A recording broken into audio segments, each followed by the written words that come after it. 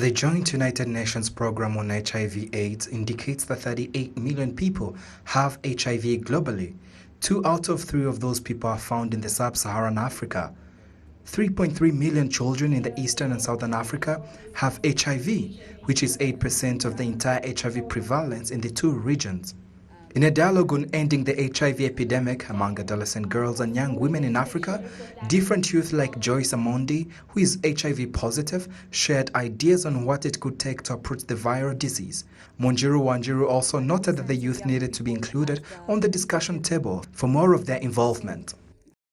What it will take to end adolescent AIDS among its adolescent girls and young women, it's just the adolescent girls and young women themselves. Give them spaces to program, give them spaces to make the decisions, give them spaces to run by themselves, and sure enough, we will be able to eliminate this pandemic. Young people have been engaged in forums continuously, but the engagement, is it meaningful? Do we know what we are going to do? When we are advocating for policy change, give us platforms to advocate for this. Do not leave the young people behind assuming that we have, or maybe trying to make decisions for us, and to see that you have more experience. Ask us questions. Let us tell you from our own perspective.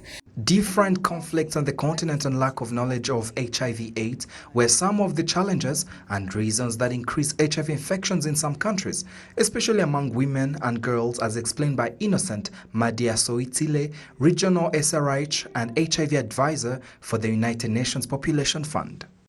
There are challenges of accepting by our leaders and our families that young people are sexually active. And then that also we have young people who are different from others. For instance, we have young people who are gay or young people who are transgender.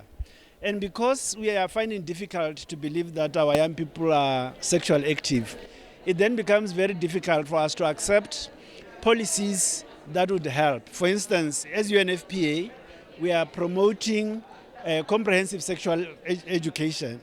Some communities, they find it very difficult because they feel that that would make young people sexually active. Her Excellency Jeannette KAGAME shared hope that HIV will be eradicated from Africa, asking the youth to be at the forefront of the fight. An appeal to all of us here to deepen our commitment to the partnerships required to bring about sustainable change for our adolescent girls and young women. And to you, the youth, I say once again, believe and act like you are our most valuable asset. No other person understands your challenges the way you do. Take the lead in this fight. Help us create even more innovative solutions. All of us here have the power to be creators of legacy that benefits the girls who follow us.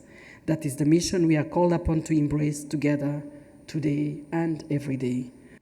Participants of this conference encourage investments in education and peace building in Africa, which will contribute to fighting against HIV/AIDS among adolescents.